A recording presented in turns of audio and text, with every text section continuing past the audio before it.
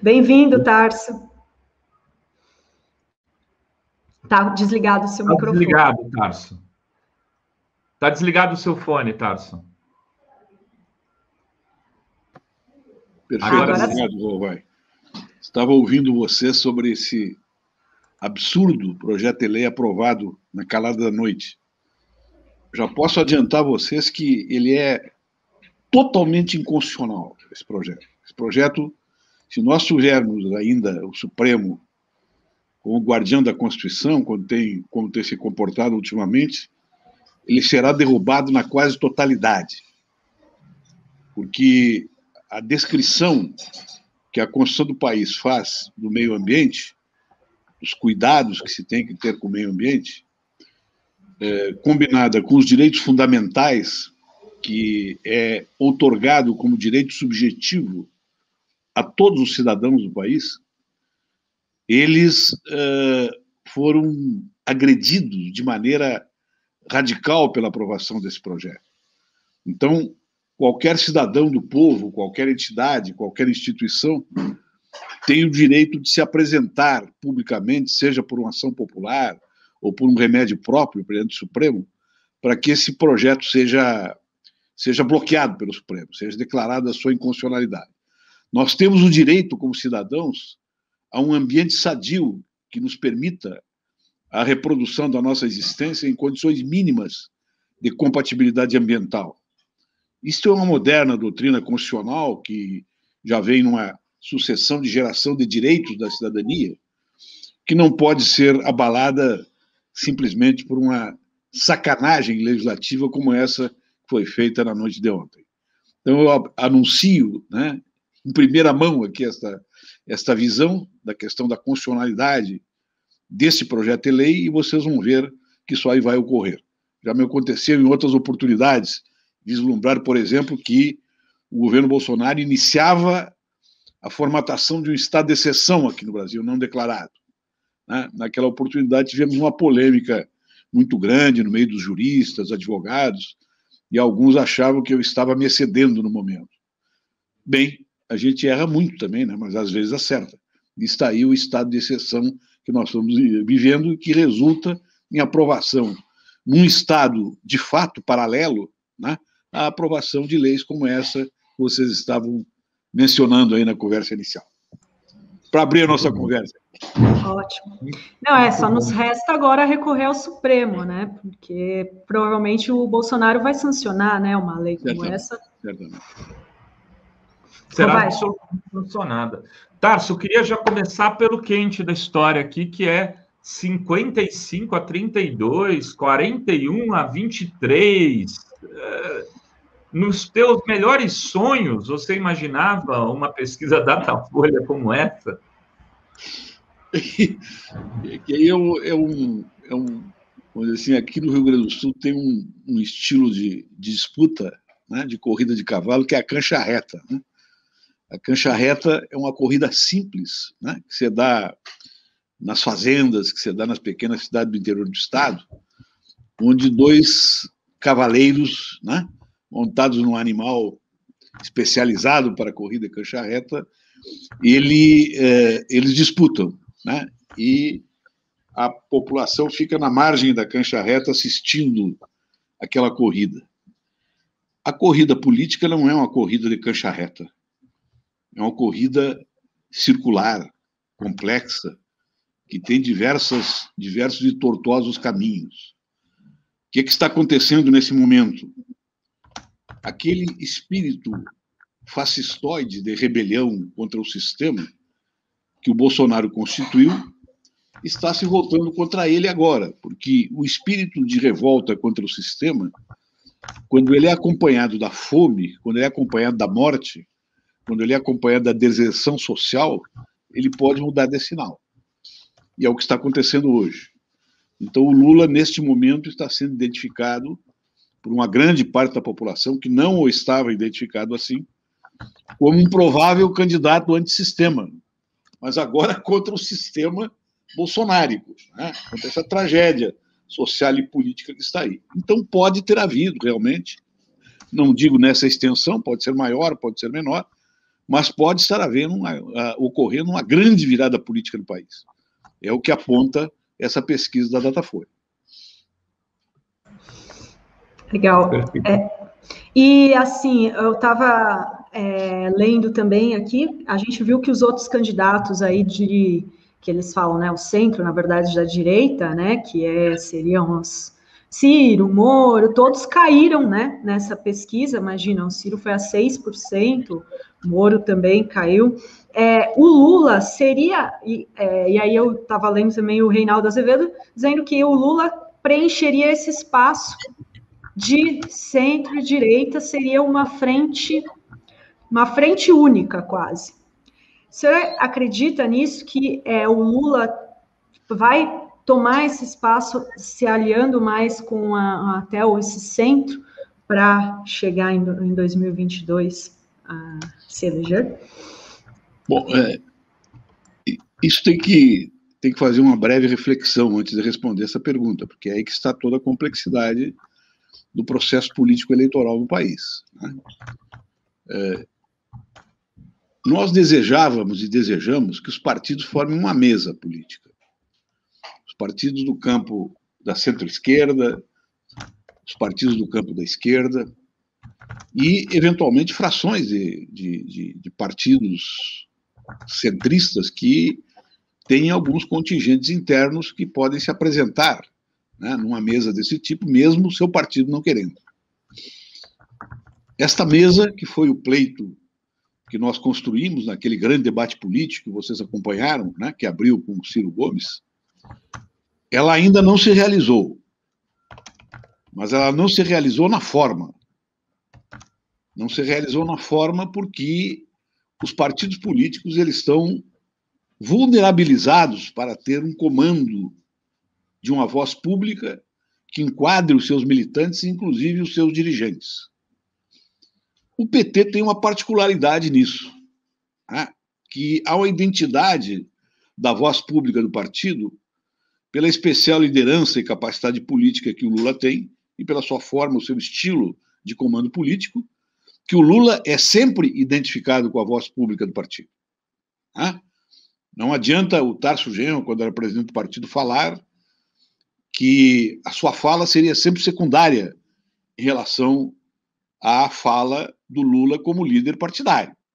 Isso ocorreu com todos os dirigentes partidários, dadas as características de formação do partido e as dificuldades que os partidos têm enfrentado para enfrentar esta fragmentação social, né, da estrutura de classes, do capitalismo, a fragmentação pós-moderna, como você diz, onde os partidos não conseguem mais conter, né, as suas bases, o pensamento, a ideologia das suas bases numa esteira de uma direção.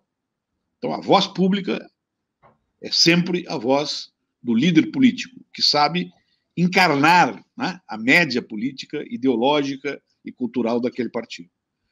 Então, o Partido dos Trabalhadores entra com vantagem nesse processo, né, porque 90% dos militantes do partido, dos aficionados, dos eleitores do partido, eles escutam não o Tarso Genro, quando era presidente do partido, ou a Gleisi, quando é presidente do partido. São vozes acessórias para o bem e para o mal. A voz do Lula tem a capacidade de encarnar a voz do partido. Então, o Lula se apresenta como o Lula do Partido dos Trabalhadores.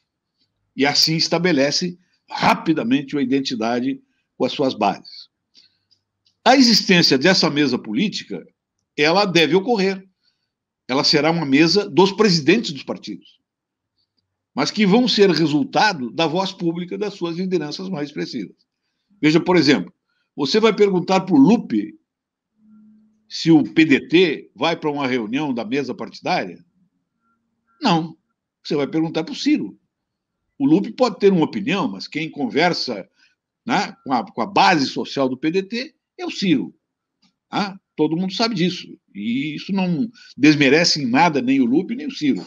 Isso é uma decorrência da crise do sistema partidário e da própria situação política que vive o país em torno dessas lideranças. Então, esta mesa política já está se realizando através das lideranças. O Lula tem falado com dirigentes de partidos, tem falado com o governador Dino, tem falado com o Boulos, tem falado, né, com o Freixo, tem falado com lideranças, né, da cúpula também dos demais partidos, do próprio PSB, né, trocando ideias, fazendo conversações e atuando nesta costura política. Isso nos leva a quê? O Lula deve ou não ocupar o centro? A minha resposta é que sim.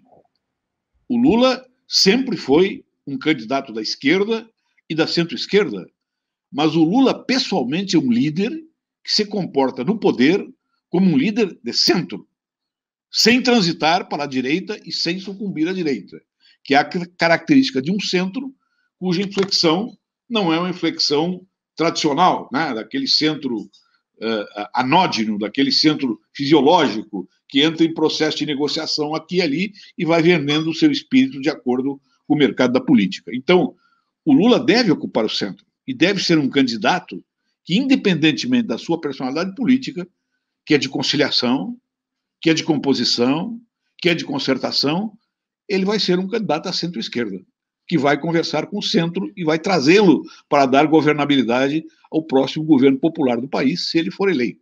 Né? Se ele for eleito. O que é uma questão que ainda não será resolvida numa corrida de cancha reta, mas sim numa corrida complexa, né? Como dizia o Marte, vai fazendo o caminho de acordo com o andar. Né? Essa é a situação que nós nos encontramos hoje. E, Tarso, como que você está avaliando agora o cenário a partir desses novos dados? Porque as pesquisas também vão ser bem objetivos, né? A gente tem o Datafolha destoando bastante da pesquisa XP e da pesquisa da Exame lá, que agora me foge. Atlas, né? Atlas e da XP e PESP. Elas estão destoando muito, essas duas pesquisas. E com o Datafolha. Mas se considerando uma média entre as duas, aí o Lula está na frente, o Lula ganha sempre no segundo turno, pode ser um pouco mais fácil ou mais difícil. Qual deveria ser a estratégia agora do Lula e do PT, na tua opinião, em relação à formação de alianças? Porque tem uma defesa, né, de que as alianças deveriam ser buscadas primeiro no campo de esquerda, ou seja, deveria tentar fechar um acordo com PCdoB, PSB e PSOL. O PDT é um partido que vai estar com o Ciro, muito provavelmente, não estaria fora disso, para depois ir buscar alguma possibilidade, algum acordo com o centro, ou a centro-direita até. Mas isso parece fácil falando, mas se você fizer esse movimento, o pessoal está fora. Até já está lançando candidato aí, alguns deputados estão lançando o Glauber Braga. Se você fizer um movimento oposto, for buscar na centro-direita primeiro a conversa, para depois ampliar para os aliados tradicionais, você pode perder não só o PSOL, mas pode vir a perder até o PSB, dependendo do acordo que você fizer. É uma engenharia que exige muita habilidade. A gente sabe que o Lula tem essa capacidade, mas muitas vezes os interesses regionais, os interesses locais, aquela candidatura, vai ser Boulos ou Haddad em São Paulo? Vamos de apoiar o Freixo fica no PSOL, vai para o PSB. Quer dizer, essas alianças regionais, Pernambuco sempre é um problema, porque o PSB é muito forte lá. O teu Rio Grande, eu não sei como é que está, e acho que as coisas estão mais apaziguadas, mas eu também nem sei, você podia falar um pouco disso, quem está se consolidando para ser candidato nesse campo. Como que você está vendo tudo isso? Você sempre foi um grande articulador político também, queria te ouvir. Essa constatação que faz, o Rovai, é correta, é exatamente isso que acontece. Isso deriva de dois condicionamentos históricos. Um é esta crise da representação partidária que eu mencionei anteriormente, né? Uma espécie de prazo de vencimento do partido tipo moderno, do partido que decidia de cima para baixo, do partido que os seus congressos centralizavam a linha do partido e ordenavam o comportamento dos seus militantes em relação a questões estratégicas. Isso não existe mais. porque a opinião se forma, inclusive dentro dos partidos, numa relação horizontal nas bases e das bases na sua relação cotidiana com a sociedade, nas relações em rede. Então é mais complexo enquadrar o movimento dos militantes, dos aficionados, dos admiradores, dos eleitores, a partir das resoluções do Comitê Central. Isso aí ocorre com todos os partidos e atinge também, evidentemente, os partidos de esquerda.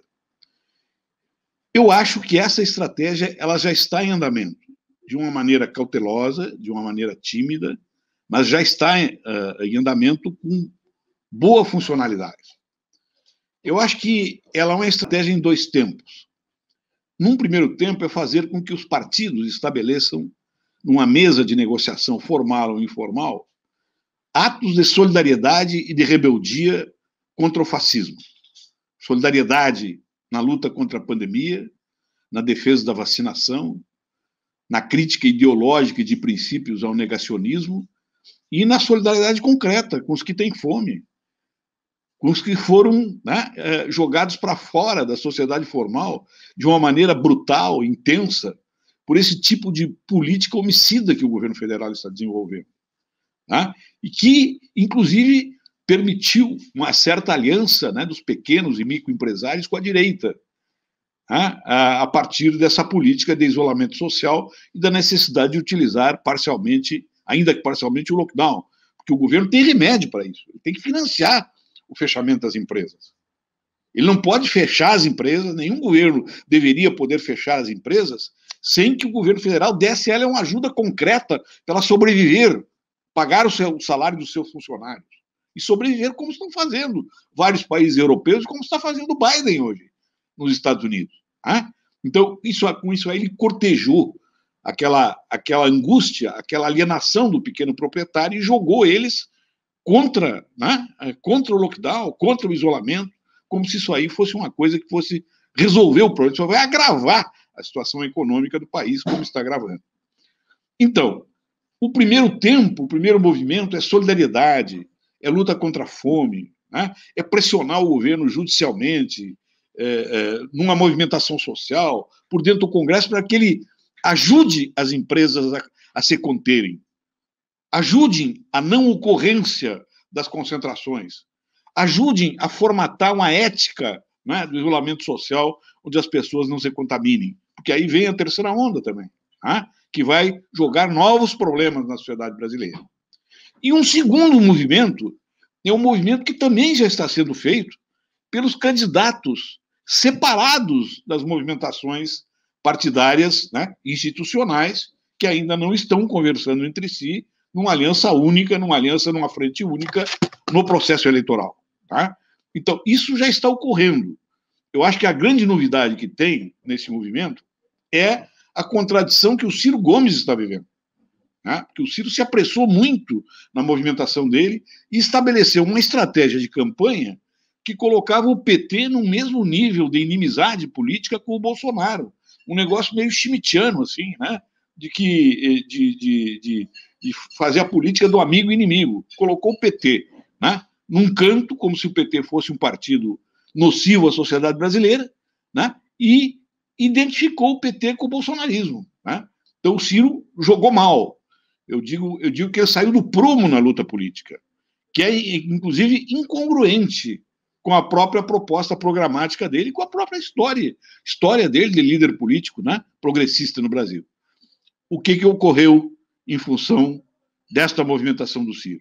Uma queda pesada, brutal nele nas pesquisas, e a emergência do Lula como a pessoa que foi absolvida pela justiça e se apresenta de cara limpa na sociedade para dizer que vai fazer um governo, né, de unidade popular, nacional, progressista, democrática, para retirar o país da crise. Né? Estas ambiguidades que existem nesses movimentos são naturais, porque é imediata a ligação que se dá do genocídio que ocorre na pandemia com a sucessão presidencial. Isso aí ninguém pode cortar. É impossível de cortar. Como disse o Lula, eu não estou me apresentando como candidato, mas se me perguntam se eu posso ser candidato, eu posso sim ser candidato. Eu já governei uma vez esse país. Tá? Então, esta dialética entre a luta cotidiana, a solidariedade no presente, a luta contra o fascismo, né? A defesa popular contra o genocídio, ela tem que ser tratada formalmente, de maneira separada, para liberar os partidos, para se unirem em gestos de solidariedade concreta em defesa do povo. Mas não é provável que se separe disso já o pensamento popular que vai se elaborando em relação às eleições do ano que vem. É isso que está ocorrendo, na minha opinião, e acho que as lideranças políticas mais expressivas do país são compatíveis com isso. Eu não acredito numa aliança, numa frente ampla que abrigue a centro-direita aqui no país. A centro-direita não vai renunciar ao seu programa ultraliberal. E quem renuncia o seu programa, quem não renuncia ao seu programa ultraliberal pode estar conosco no segundo turno para evitar o fascismo, mas não para enfrentar, né, as grandes situações, os grandes dramas econômicos do país que essas reformas, né, estão traçando no nosso caminho.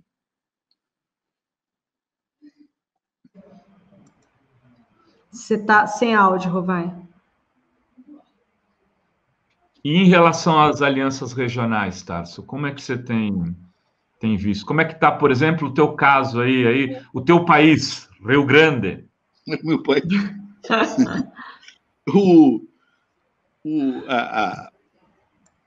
Eu sempre defendi no interior do partido, contrariamente ao que ocorria frequentemente, sempre defendi que as questões regionais estivessem subordinadas à questão nacional. Isso é uma concepção que eu tenho de partido, não sou só eu que tenho, muitas pessoas têm, muitas lideranças políticas no país têm, e é uma questão compatível com uma visão democrático-nacional, ou seja, a questão democrática é sempre uma questão nacional, é uma questão relacionada com a soberania popular e é relacionada também com a soberania em relação às questões externas. Então, eu sempre defendi isso. Olha, a cidade se subordina ao Estado e o Estado se subordina às questões nacionais, ao país. É uma visão de nação.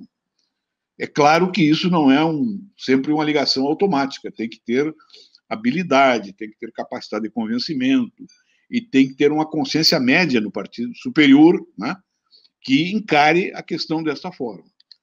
Então, eu acho que todas as questões regionais hoje do PT têm que estar subordinadas a essa visão.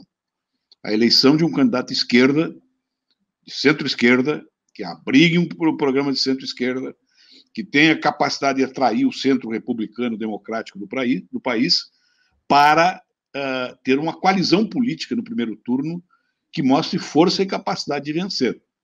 Nesse sentido, sim, eu acho que a nossa candidatura em São Paulo tem que estar subordinada a esta visão, a nossa candidatura no Rio tem que estar subordinada a essa visão, Pernambuco também tem que estar subordinada a esta visão, né?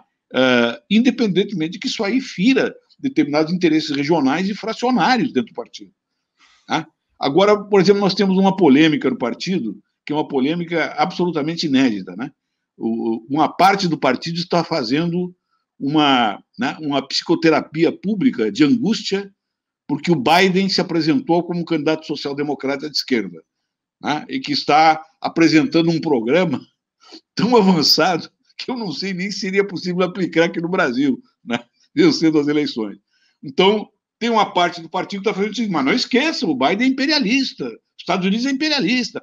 Isso aí é uma jogada do Biden, né, para fazer de conta que ele é o Roosevelt, para interferir mais na América Latina, colocando coisas assim que, né, o mais elementar dos militantes de um partido de esquerda sabe disso, que os Estados Unidos é um país imperialista, né, e que o presidente desse país vai fazer o jogo do seu país, da sua visão de império. Agora, deixar em segundo plano a importância que tem um programa interno dos Estados Unidos, tipicamente social-democrata, quando toda a social-democracia do mundo está indo para o centro e para a direita, me parece uma coisa um pouco, né, ou um pouco acadêmica, né, ou um pouco insuficientemente orientada para ter uma interferência política. Eu acho que nós temos que saudar que o presidente Biden está apresentando esse programa e dizer que nós vamos ter com ele uma relação equilibrada, uma relação, como diz o meu querido Celso Amorim, altiva e ativa politicamente, para estabelecer relações com todos os pontos de poder no mundo que são superiores ao nosso, para que nós possamos ter vantagens comparativas nesse relacionamento internacional que vai se projetar num programa nacional e num financiamento do Estado brasileiro, né, que não financiará um programa de desenvolvimento sozinho hoje, né, dada a natureza da globalização financeira que existe.